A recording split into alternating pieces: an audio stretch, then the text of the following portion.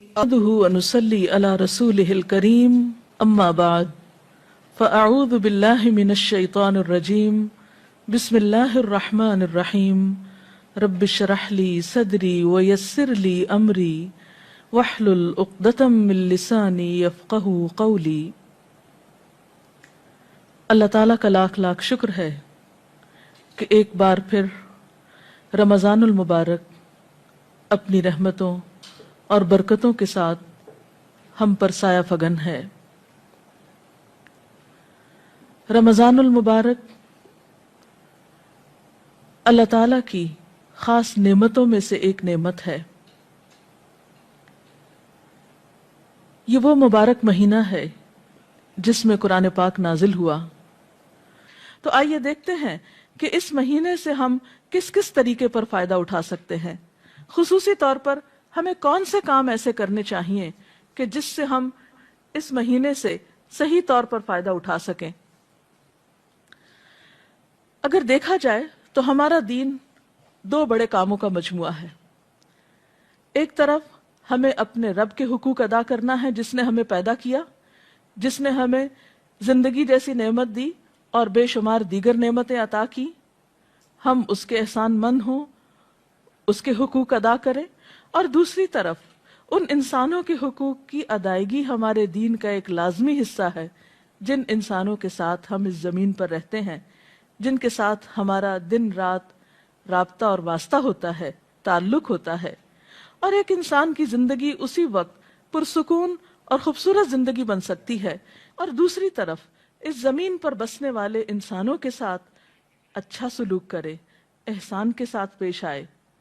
جو انسان ان دونوں چیزوں کی طرف توجہ دیتا ہے وہی انسان دراصل ایک اعتدال کی زندگی بسر کرتا ہے، جس کے نتیجے میں انسان اس دنیا میں بھی سکون پاتا ہے اور دوسری زندگی یعنی آخرت کی زندگی بھی اس کی خوشگوار ہو سکتی ہے۔ تو آئیے دیکھتے ہیں کہ اس مہینے میں کرنے کے کام کیا ہیں۔ سب سے پہلے حقوق اللہ تعالیٰ کے حقوق، اپنے خالق کے حقوق کی ادائیگی میں نمبر 1 نماز ہے۔ نماز دین کا ستون ہے۔ ایک مومن اور کافر کے درمیان فرق ہے۔ نماز نبی صلی اللہ علیہ وسلم کے نزدیک آنکھوں کی ٹھنڈک ہے، اور یہ ایک حقیقت ہے کہ انسان کے لیے سکون حاصل کرنے کا سب سے بڑا ذریعہ نماز ہے، جس میں انسان پاک صاف ہو کر پوری یکسوئی اور توجہ کے ساتھ اللہ تعالیٰ کے حضور حاضر ہو کر اس کو یاد بھی کرتا ہے اور اس سے دعائیں بھی کرتا ہے۔ اور اس مہینے میں فرض نماز کے علاوہ خصوصی طور پر نوافل کا اہتمام ضروری ہے، جن میں خصوصاً رات کا قیام تراویح کی شکل میں یا پھر تہجد کی شکل میں، کیونکہ نبی صلی اللہ علیہ وسلم نے فرمایا من قام رمضان ایمانا و احتسابا غفر له ما تقدم من ذنبه، جس نے ایمان اور احتساب یعنی اپنا حساب کرتے ہوئے اور اللہ تعالیٰ سے اچھے اجر کی توقع رکھتے ہوئے صرف اللہ کی رضا کی خاطر رات کا قیام کیا، اللہ تعالیٰ اس کے پچھلے سب گناہ معاف فرما دیں گے۔ تو اس لیے دن کو روزہ اور رات کو تراویح کی نماز، نفل نماز، اس کا خاص اہتمام کرنا بے حد ضروری ہے۔ روزے اور نماز کے علاوہ خصوصی طور پر اس مہینے میں قرآن پاک سے تعلق قائم کرنا چاہیے، کیونکہ یہ وہ مہینہ ہے جس میں قرآن پاک نازل ہوا۔ شہر رمضان الذی انزل فیہ القرآن، رمضان وہ مہینہ ہے جس میں قرآن پاک اتارا گیا ہے، لہٰذا قرآن پاک سے مختلف طریقے پر آپ تعلق قائم کر سکتے ہیں، مثلاً تلاوت کے ذریعے، رات کو تراویح میں سن کر، یعنی آپ ایسی جگہ پر تراویح پڑھیں جہاں کوئی اچھا قاری خوبصورت انداز میں قرات کرتا ہو، یعنی خود تلاوت کے علاوہ قرآن کا سننا بھی ایک عبادت ہے، اور خصوصاً نماز کے اندر اس کا پڑھنا اور سننا عام قرات سے زیادہ اجر و ثواب کا باعث ہے، کیونکہ قیامت کے دن قرآن پاک انسان کے حق میں سفارش کرے گا اور کہے گا کہ یا اللہ اس نے مجھے قیام کی حالت میں پڑھا۔ پھر اسی طرح قرآن پاک چونکہ ہدایت کی کتاب ہے، اس لیے تلاوت اجر کی خاطر اور ثواب کی خاطر کرنے کے علاوہ، برکت کی خاطر کرنے کے علاوہ اس کا سمجھنا بہت ضروری ہے۔ اللہ سبحانہ و تعالیٰ فرماتے ہیں کتاب انزلناہ مبارک لیدبروا آیاتہ، یہ ایک کتاب ہے جسے ہم نے اتارا ہے تاکہ لوگ اس کی آیات میں غور و فکر کریں، وَلِيَتَذَكَّرَ أُولُو الْأَلْبَابِ، اور تاکہ عقل مند لوگ اس سے سبق حاصل کریں، نصیحت پکڑیں۔ ذَلِكَ الْكِتَابُ لَا رَيْبَ فِيهِ هُدًى لِّلْمُتَّقِينَ، یہ کتاب جس میں کوئی شک نہیں، متقی لوگوں کی ہدایت کے لیے آئی ہے، یہ ایک گائیڈ بک ہے۔ لہٰذا اس مہینے میں ہمیں قرآن پاک کو سمجھ کر پڑھنے کی بھی کوشش کرنی چاہیے، کیونکہ عبادت کا مہینہ ہے اور علم کا سیکھنا سکھانا بہترین عبادت ہے، کیونکہ ایک عالم کو عابد پر فضیلت حاصل ہے۔ تو روزے کی حالت میں جہاں آپ عبادات کی طرف توجہ دیتے ہیں، وہاں افضل ترین عبادت قرآن کے سیکھنے اور سکھانے کی طرف بھی توجہ کیجیے۔ نبی صلی اللہ علیہ وسلم نے فرمایا خیرکم من تعلم القرآن وعلمہ، تم میں بہترین ہیں وہ لوگ جو قرآن سیکھیں اور سکھائیں۔ لہٰذا جو لوگ قرآن جانتے ہیں، یعنی اس کا ترجمہ جانتے ہیں، اس کا مفہوم جانتے ہیں، وہ ایسی مجلسیں قائم کریں کہ جس میں دوسرے لوگوں تک قرآن کا پیغام پہنچا سکیں۔ اور اسی طرح جو لوگ نہیں جانتے وہ خاص طور پر ایسے علماء اور ایسے لوگوں کے حلقوں میں حاضر ہوں اور وہاں قرآن سیکھیں تاکہ ان کی زندگی میں بھی قرآن کی خیر و برکت نظر آئے، کیونکہ اللہ تعالیٰ اس کتاب کے ذریعے کچھ قوموں کو بلندی عطا کرتے ہیں اور کچھ قوموں کو ذلیل و رسوا کر دیتے ہیں۔ تو قرآن جیسی نعمت کے ہوتے ہوئے اگر کوئی شخص اس رحمت اور برکت سے فائدہ نہیں اٹھاتا تو وہ خود اپنا نقصان کرتا ہے۔ اور رمضان المبارک قرآن کی طرف رجوع کرنے کے لیے ایک بہترین مہینہ ہے۔ قرآن پاک کے ساتھ تعلق کے علاوہ خصوصی طور پر دعاؤں کا اہتمام کرنا چاہیے۔ روزے کی حالت میں دعا قبول ہوتی ہے، سحری کے وقت دعا قبول ہوتی ہے، افطار کے وقت دعا قبول ہوتی ہے۔ ایک حدیث کا مفہوم کچھ اس طرح ہے کہ افطار کے وقت کی دعا رد نہیں کی جاتی، اس لیے خصوصی طور پر گھروں میں خواتین اپنے بچوں کو، اہل خانہ سب کو افطار سے پہلے دعا کی طرف متوجہ کریں تاکہ ان برکت کے لمحات سے فائدہ اٹھایا جائے۔ اسی طرح قرآن پاک کی تلاوت کے بعد دعا قبول ہوتی ہے، جو عام دنوں کے مقابلے میں رمضان میں زیادہ کی جاتی ہے۔ پھر اسی طرح نمازوں کے بعد، نوافل کے بعد، یعنی بہت سارے مواقع آپ کو رمضان میں ایسے ملیں گے جو دعا کی قبولیت کے ہوں گے۔ ان مواقع سے فائدہ اٹھائیے اور خوب خوب دعائیں کیجیے، اور اس میں اپنے لیے، اپنے اہل خانہ کے لیے، اپنے اہل وطن کے لیے، ملت اسلامیہ کے لیے اور دنیا بھر کے انسانوں کے لیے خوب خوب دعائیں کیجیے، کیونکہ جب انسان دوسروں کے لیے دعا کرتا ہے تو اللہ تعالیٰ اس شخص کے لیے فرشتہ مقرر کر دیتے ہیں جو آمین کہتا ہے اور ساتھ اس شخص کے لیے دعا کرتا ہے جو کسی دوسرے کے لیے دعا میں مشغول ہوتا ہے۔ اور ویسے بھی کسی کے لیے غائبانہ طور پر دعا کرنا جو ہے وہ بھی ایک قبولیت کا باعث بنتا ہے۔ اسی طرح پھر نماز، تلاوت، دعا، ان چیزوں کے علاوہ صدقہ خیرات کی طرف خاص طور پر توجہ دینے کی ضرورت ہے، اور خصوصاً اگر رمضان کے مہینے میں زکوٰۃ ادا کی جائے جو صاحب نصاب لوگ ہیں تو وہ عام مہینوں کے مقابلے میں اس مہینے میں ادائیگی کی وجہ سے زیادہ اجر و ثواب پا سکتے ہیں۔ اور یاد رکھیے کہ زکوٰۃ اسلام کے فرائض میں سے ایک اہم فریضہ ہے۔ حضرت ابوبکر صدیق رضی اللہ تعالیٰ عنہ نے ان لوگوں کے خلاف اعلان جنگ کیا جو کلمہ پڑھتے تھے لیکن انہوں نے زکوٰۃ دینے سے انکار کیا تھا۔ قرآن پاک میں 82 مقامات پر نماز کے ساتھ زکوٰۃ کا ذکر بھی آیا ہے۔ یہ ایک اہم فریضہ ہے، اور یہ حقیقت ہے کہ اگر مالدار لوگ اپنے مال میں سے صحیح طور پر زکوٰۃ نکالیں تو اس ملک میں کوئی غریب نظر نہ آئے۔ یہ دوسروں کا حق ہے جو اللہ نے مالدار لوگوں کے مال کے اندر رکھ دیا ہے۔ اب ان کی آزمائش ہے کہ وہ اس حق کو حقداروں کی طرف لوٹاتے ہیں یا نہیں۔ بہرحال ان لوگوں کے لیے قرآن پاک میں سخت وعید بھی سنائی گئی کہ جو سونا چاندی جمع کرتے ہیں اور اسے اللہ کے راہ میں خرچ نہیں کرتے۔ لہٰذا اس مہینے میں اللہ تعالیٰ سے پچھلے گناہوں کی توبہ استغفار کرتے ہوئے خصوصیت کے ساتھ اپنے فرائض کی ادائیگی کی طرف توجہ دینا ضروری ہے۔ اور اسی طرح اگر حیثیت ہو، توفیق ہو، تو رمضان میں اگر عمرہ کیا جائے تو وہ بھی ایک بہترین نیکی ہے۔ نبی صلی اللہ علیہ وسلم نے رمضان کے عمرے کو اپنے ساتھ حج کے برابر قرار دیا، یعنی جیسے کوئی شخص نبی صلی اللہ علیہ وسلم کی ہمراہی میں حج ادا کر رہا ہو، یعنی اتنا اجر و ثواب کا کام بتایا۔ پھر اسی طرح آخری عشرے کو خصوصی طور پر عبادت میں گزاریے۔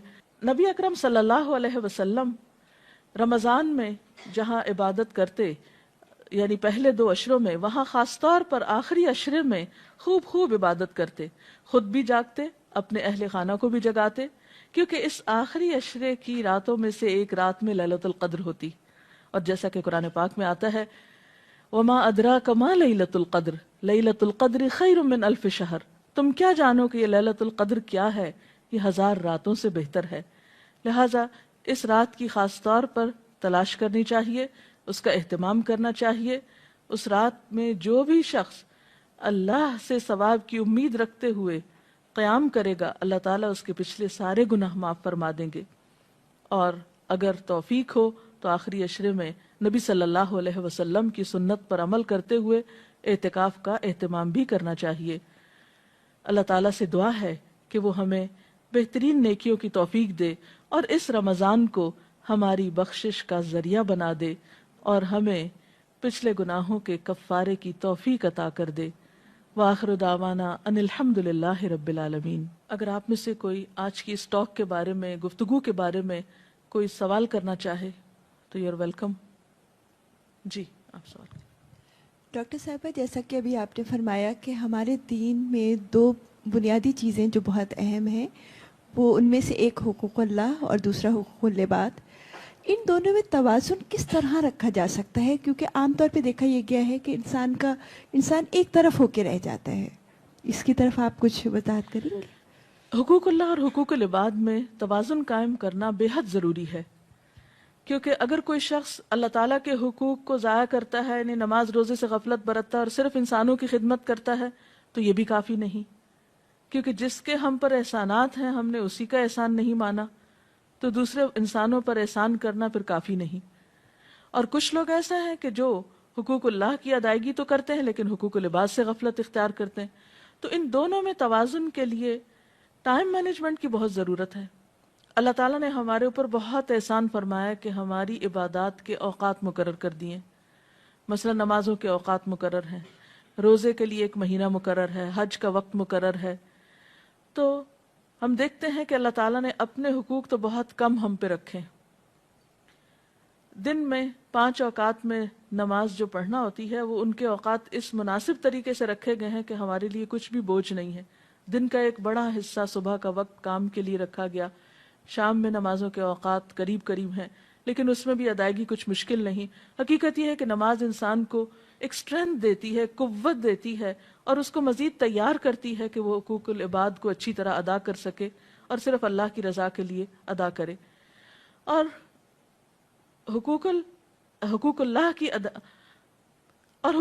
کی ادائیگی کے بعد انسان اپنے ذہن میں حقوق العباد کی فہرست رکھے، اس میں ان تمام افراد کی طرف توجہ رکھے جو اس کے دائرہ کار میں آتے ہیں اور ان کے لیے بھی اوقات مقرر کرے۔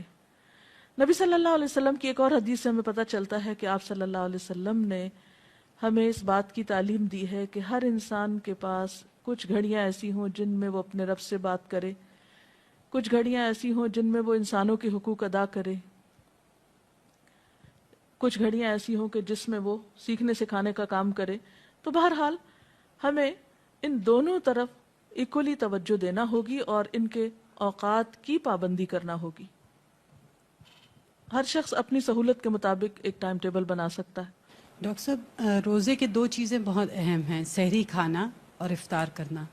ہم یہ دیکھتے ہیں کہ عموماً ہمارا ٹرینڈ جو ہے افطار کی طرف زیادہ جاتا ہے، اس کے اہتمام میں۔ کچھ سحری کی فضیلت کے بارے میں آپ ہمیں بتائیں گے؟ جی، یہ آپ نے درست فرمایا کہ عموماً ہمارے ہاں افطار کا تو بہت اہتمام کیا جاتا ہے لیکن سحری کی طرف زیادہ توجہ نہیں دی جاتی۔ آپ نے فرمایا سحری کیا کرو، کیونکہ سحری کرنا بابرکت ہے، سحور میں برکت ہے۔ اور پھر ویسے بھی دیکھیے کہ سحری کے وقت دعائیں قبول ہوتی ہیں۔ اہل ایمان کی خصوصی صفت بتائی گئی، وَبِالْأَسْحَارِ هُمْ يَسْتَغْفِرُونَ۔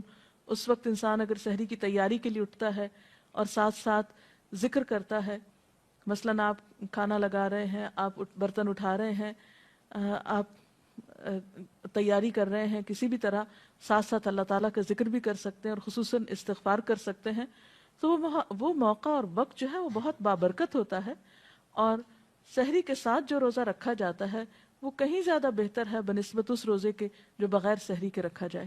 میرا سوال زکوٰۃ کے بارے میں تھا کہ رمضان میں زکوٰۃ جو ہم نکالتے ہیں اس کو رمضان کے مہینے میں حساب کر کے پورے سال میں رفتہ رفتہ اسپینڈ کر سکتے ہیں، یا رمضان کے مہینے میں ہی پورا نکال دینی چاہیے؟